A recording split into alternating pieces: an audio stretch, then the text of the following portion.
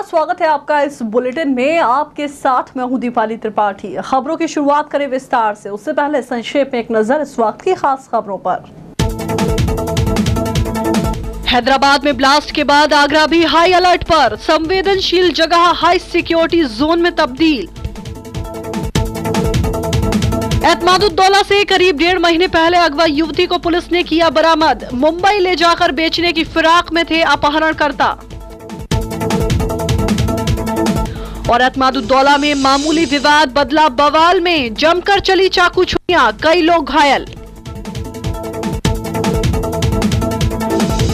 और अब खबरें विस्तार से।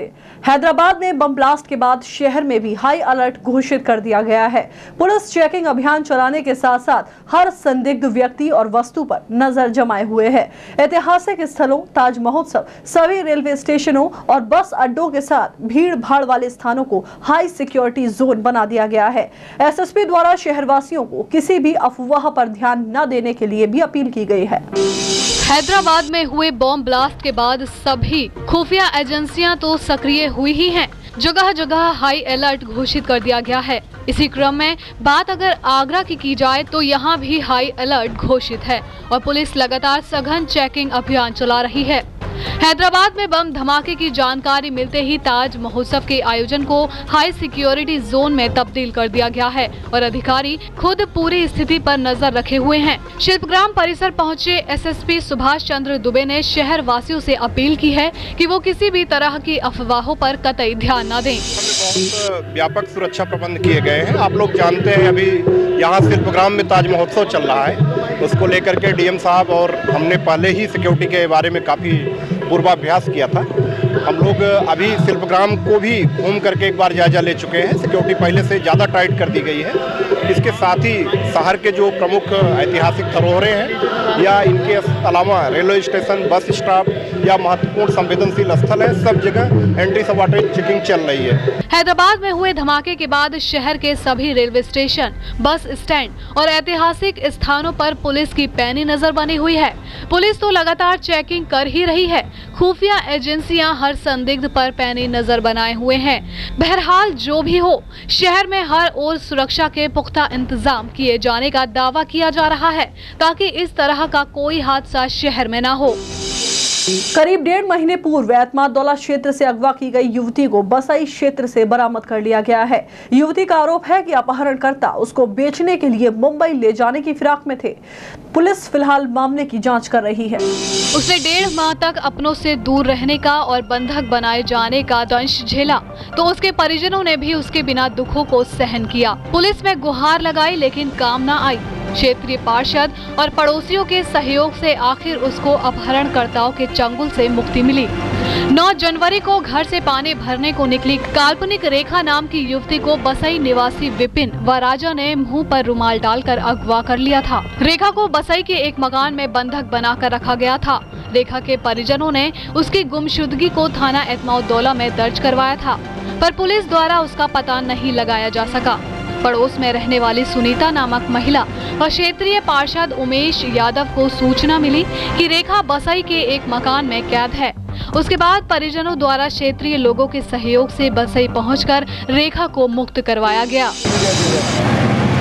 मुझे यहाँ से उठा के ले गए थे वहाँ से, और वो क्या कहते रुमाल भी सुंघाया। जैसे कि मैं अंदर से गली में से निकली पानी भरने को, और जैसे पीछे से आके रुमाल सुंघा के मैं लुढ़क गई। फिर तुरंत मुझे ऑटो में डाल के फिर घर पे ले गए। 2 दिन में मुझे होश आया, फिर मुझे पता भी नहीं चला। कहाँ पर ले गए थे? अपने घर पे। और ना मम्मी का नाम अंजना है। जगह कौन सी जगह? बसई का मालूम बस है। तो क्या तुम्हें बेचने की तैयारी थी? हाँ। कहाँ ले जा रहे थे? बम्बई में। काय के लिए? वो क्या कहते हैं जो उनके यहाँ होता है वो उसी के। पार्षद जी, क्या घटना हुई है बच्ची के साथ? ये बूझी उर्फ ज्योति नाम की ये बच्ची है। ये 19 जनवरी को पानी भरने के लिए नारायण छात्रा रोड पे आई थी। तभी 2-3 लोग, जैसे कि इसने नाम बताए हैं, राहुल और 2 अन्य ये लड़के इसको आए और वहाँ से इसको ले गए। उसी दिन से ये लापता थी। इसकी गुमशुदगी की रिपोर्ट थाने पे लिखी हुई थी। परिवार के लोग बराबर उससे ढूंढ रहे थे। आज जैसे ही मुझे बताया कि ये लड़की बसई पे है तो हम लोग वहाँ गए और इस लड़की को वहाँ से बरामद करके लाए। अगर टाइम से नहीं पहुँचते तो संभवतः इसको बेचने की तैयारी की जा रही थी। पुलिस को जब संपूर्ण प्रकरण में सूचना मिली तो मौके पर पहुंचकर पुलिस ने भी अपनी उपस्थिति दर्ज करवा दी। इस प्रकरण में सीओ छत्ता का कहना कुछ इस प्रकार था। जो है चली गई थी 9 जनवरी को, जिसकी गुमशुदगी यहाँ दर्ज हुई थी। ये आज बरामद हुई है बसई के रहने वाले अंजना है, उनके मकान से बरामद हुई है। इसका आरोप है कि विपिन और राजा राम के जो उसको व्यवस्थित निकाले गए थे। इस संबंध में जो है वो छानबीन की जा रही। छानबीन करने के बाद में तथ्यों के आधार पर विधिक कार्रवाई। युवती को परिजनों के सुपुर्द कर दिया गया है। कहा जा सकता है कि पार्षद व क्षेत्रीय लोगों की सजगता से युवती को बेचे जाने से पूर्व ही बरामद कर लिया गया। बच्चों के मामूली विवाद ने संघर्ष का रूप ले लिया। थाना एतमादुद्दौला क्षेत्र में एक ही समुदाय के 2 पक्षों में बच्चों के विवाद को लेकर संघर्ष इस कदर हुआ कि एक व्यक्ति को छत से फेंक दिया गया और एक व्यक्ति को चाकू मारकर घायल कर दिया गया। पुलिस ने मौके पर पहुंचकर स्थिति पर काबू पा लिया। बच्चों के मामूली विवाद ने इस कदर संघर्ष का रूप लिया कि एक व्यक्ति को छत से फेंक दिया गया तो एक को चाकू मारकर बुरी तरह से घायल कर दिया गया। एतमादुद्दौला क्षेत्र की काशी राम योजना के रिहायश इलाके में सी ब्लॉक में एक ही समुदाय के 2 लोगों में बच्चों के विवाद ने संघर्ष का रूप ले लिया। विवाद इतना बढ़ गया कि दोनों ओर से पथराव भी हुआ और एक दूसरे के घरों में घुसकर अभद्रता भी की गई।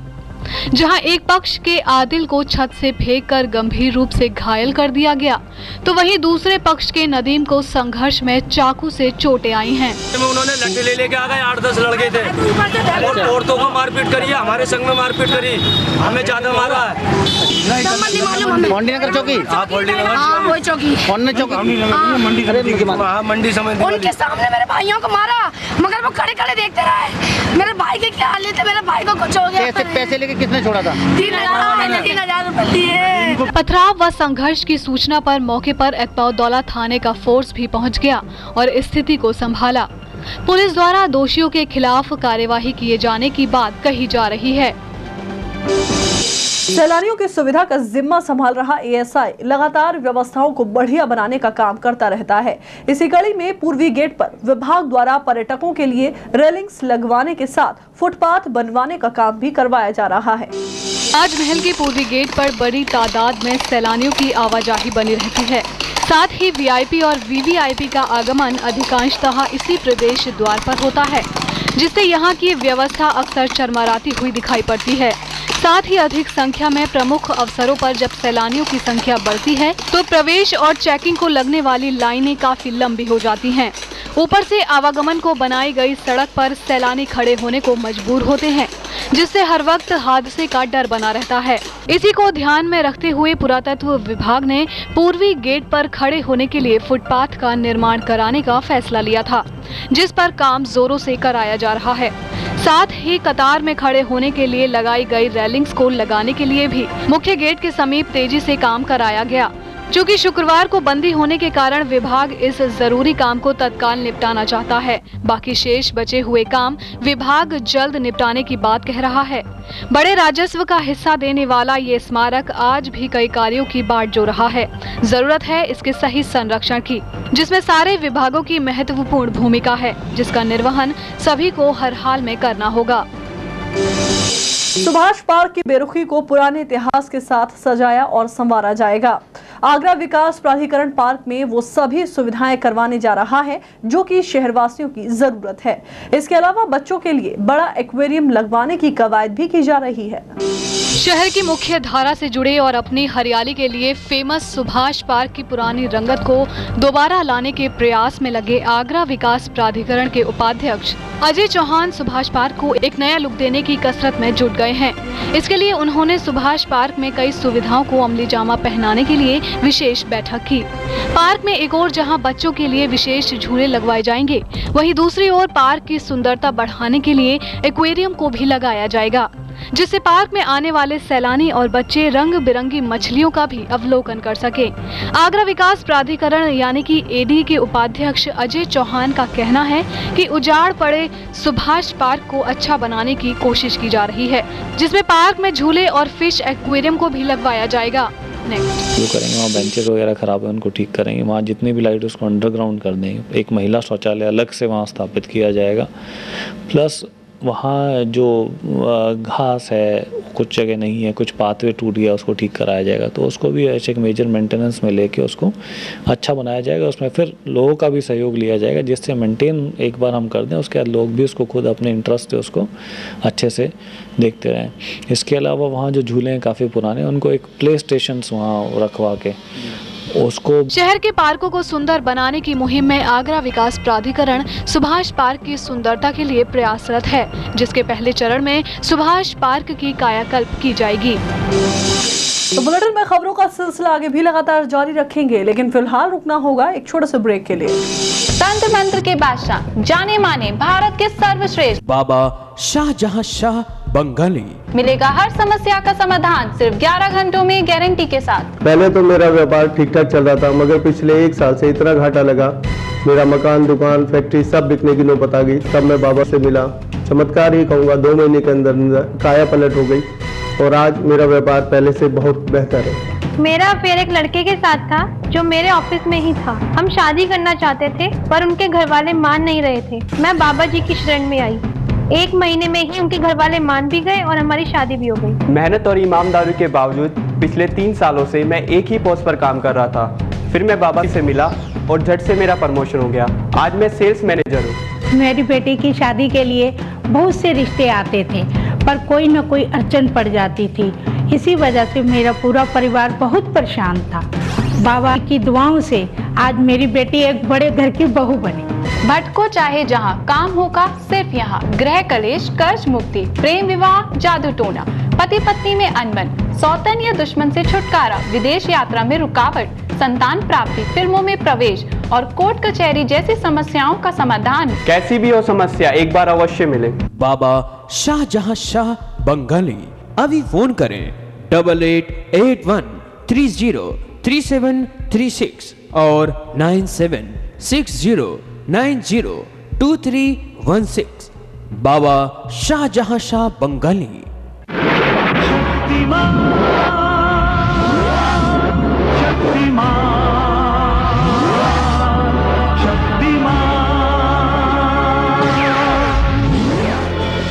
Shaktimaan institute of acting for film and television. जो मैंने शैलेंद्र सिंह जी के साथ मिलकर, जिनका फ्लाई हाई एंटरटेनमेंट प्रोडक्शन चल रहा है, उनके साथ मिलकर मैंने आपके यहाँ पर क्लास खोली है।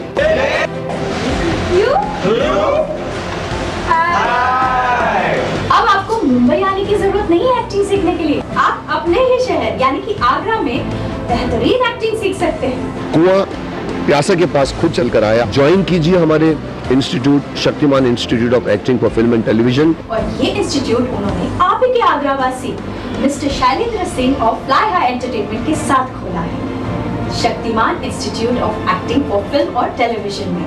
अगर आप में है एक्टिंग, डांसिंग और सिंगिंग का जुनून, तो झिझकिए मत, आगे आइए, क्योंकि आपके लिए लाए हैं जाने माने कलाकार मुकेश खन्ना और डायरेक्टर शैलेंद्र सिंह आपके शहर आगरा में Shaktimaan institute of acting for film and television. First and second audition की अपार सफलता के बाद थर्ड ऑडिशन के लिए एडमिशन ओपन। संपर्क करें Shaktiman institute of acting for film and television, Manu chamber, 3rd floor, opposite easy day mall, Sanjay palace, Agra. Contact number 0562 404111, 941 000 0938, 890 900 886।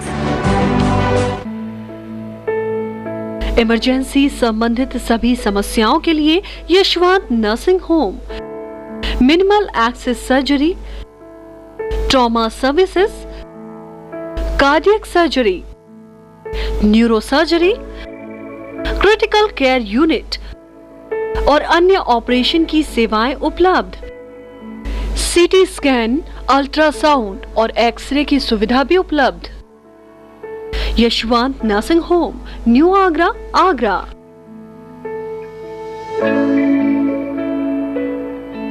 Bollywood नगरिया में क्या है हलचल? जो हिट है आज क्या रहेगा कल? टिकट काउंटर पर भीड़ जुटाने की कितनी है तैयारी? कौन ले गया बाजी, किसकी हुई ख्वारी? हिट फ्लॉप के खेल में कौन है किस पर भारी? सिने मसाला में होंगी गॉसिप्स ढेर सारी, तो देखना ना भूलिए सिने मसाला।